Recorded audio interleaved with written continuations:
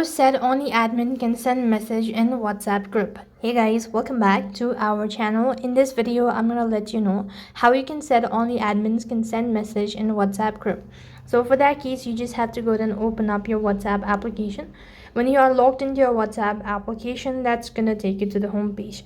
So while on this page, on the search box, type in the name of the group and locate the group. When you have actually done this, so when you're on this page, you can go ahead and open up your settings, and on this page go ahead and click on the three dot icon. Next page, go to group permissions, and right on this page go ahead and select send messages.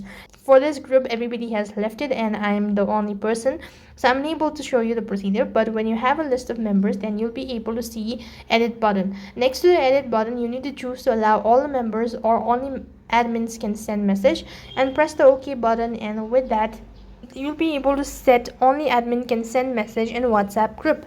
That is all for this video. I hope the video was helpful. Make sure to like, share and subscribe to our channel. Thank you for watching. See you in the next video.